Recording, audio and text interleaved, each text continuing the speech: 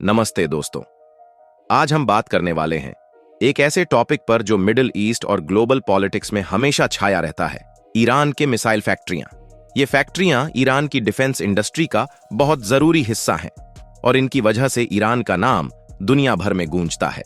इस वीडियो में हम जानेंगे इन फैक्ट्रियों की पूरी कहानी, इनका इतिहास, ये कैसे मिसाइल बनाती हैं और ये ईरान के लिए इतनी बिग डील क्यों है। तो चलो देर न करते हुए सीधे शुरू करते हैं।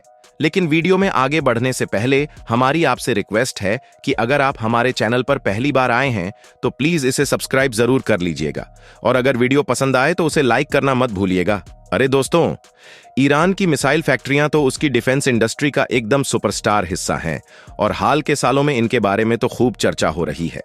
ये फैक्ट्रियां एयरोस्पेस इंडस्ट्रीज ऑर्गेनाइजेशन के तहत काम करती हैं, जो ईरान के रक्षा मंत्रालय और सशस्त्र बलों के लॉजिस्टिक्स का एक हिस्सा है। इनका मेन मकसद है ढेर सारी तरह की मिसाइल बनाना, जो ईरान की सुरक्षा को मजबूत करें और उसकी फौजी ताकत को बढ़ाएं। इस वीडियो में हम इन फैक्ट्रियों की पूरी डिटेल में बात करेंगे, इनकी हिस्ट्री, ये कौन कौन सी मिसाइल बनाती है और ये रणनीतिक तौर पर कितनी अहम है।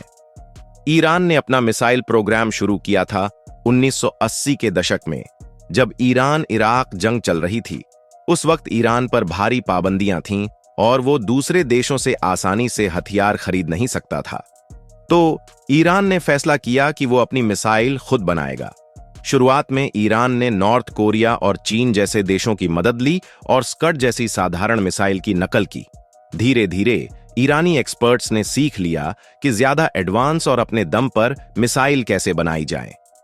एरोस्पेस इंडस्ट्रीज ऑर्गेनाइजेशन ऑफिशियली 1999 में बना, लेकिन मिसाइल डेवलपमेंट का काम तो उससे कहीं पहले शुरू हो चुका था।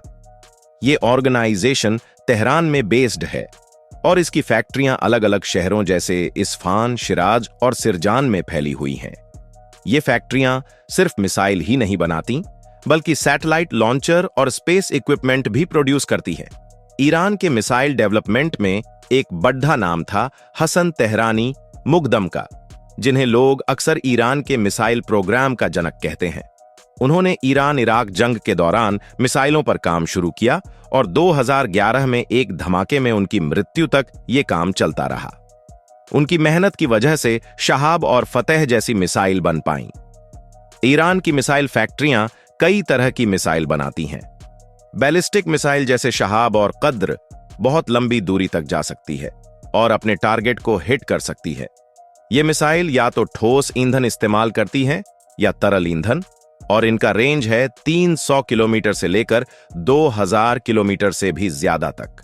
मतलब ईरान अपने ही इलाके से दूर के टारगेट को निशाना बना सकता है।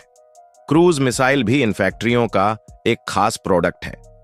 नूर और नजियात जैसी मिसाइल को जहाजों या जमीन के टारगेट को हिट करने के लिए डिजाइन किया गया है।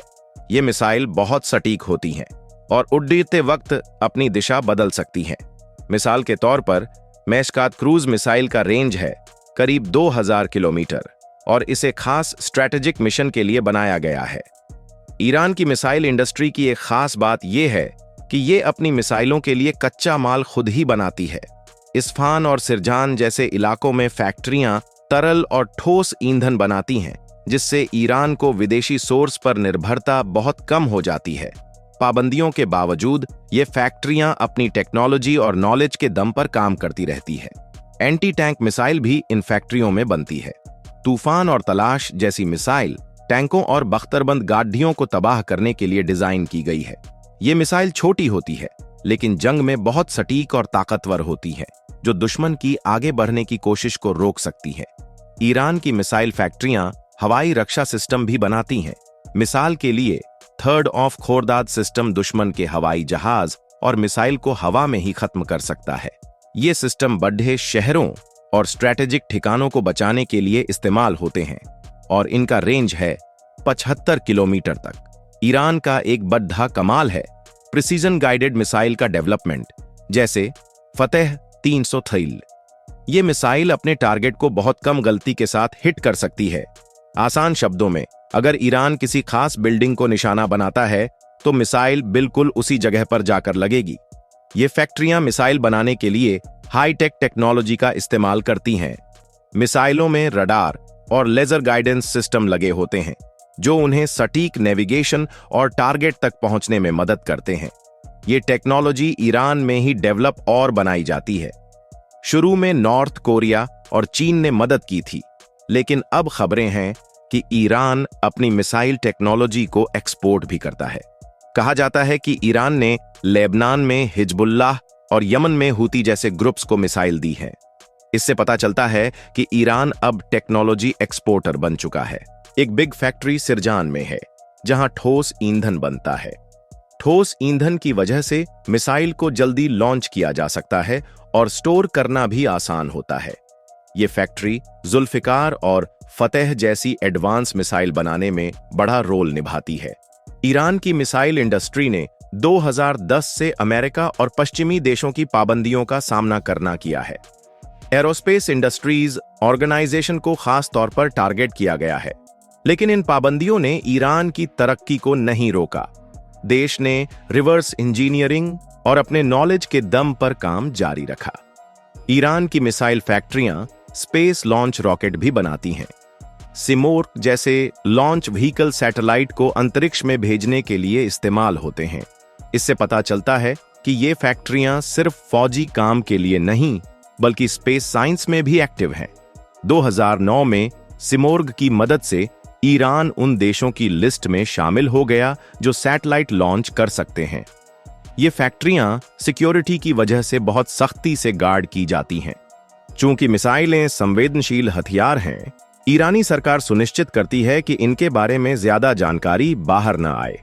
कुछ फैक्ट्रियों की सटीक लोकेशन को गुप्त रखा जाता है ताकि दुश्मन के हमलों से बचा जा सके। इन फैक्ट्रियों में काम करने वाले वर्कर और इंजीनियर अक्सर ईरान की टॉप यूनिवर्सिटीज जैसे शरीफ यूनिवर्सिटी और तेहरान यूनिवर्सिटी से आते हैं। उन्हें कई साल की ट्रेनिंग दी जाती है ताकि वो जटिल मिसाइल डिजाइन और बना सकें। इससे पता चलता है कि ईरान अपनी टेक्निकल वर्कफोर्स को तैयार करने में भी खूब पैसा लगाता है। ईरान की मिसाइल ताकत का मिडिल ईस्ट पर बड़ा असर इजराइल और सऊदी अरब जैसे देश चिंतित हैं, क्योंकि ईरान की मिसाइलों का रेंज उनके इलाकों तक पहुंच सकता है। ये मिसाइलें ईरान को इतनी ताकत देती हैं कि उसके दुश्मन हमला करने से पहले 2 बार सोचते हैं। इन फैक्ट्रियों के सामने एक और चुनौती है, मिसाइल टेस्टिंग। ईरान ये टेस्ट रेगिस्तानी इलाकों में करता है। कई बार ये टेस्ट दूसरे देशों के विरोध का कारण बनते हैं, लेकिन ईरान कहता है कि ये सिर्फ अपनी सुरक्षा के लिए है।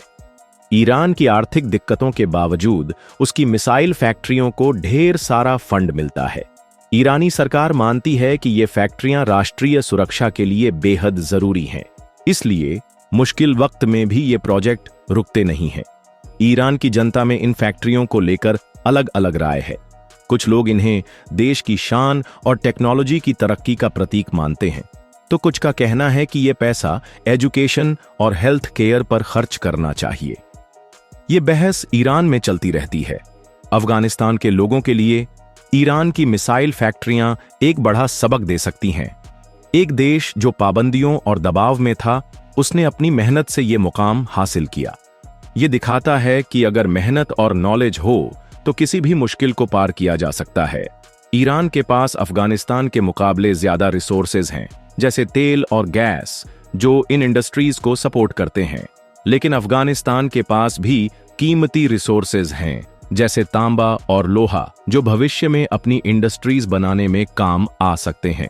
आज ईरान की मिसाइल फैक्ट्रियां उसकी फौजी पहचान का हिस्सा हैं। ये हथियार बनाती हैं, देश की ताकत दिखाती है और सारी मुश्किलों के बावजूद चलती रहती है। तो दोस्तों, ये थी ईरान की मिसाइल फैक्ट्रियों की कहानी।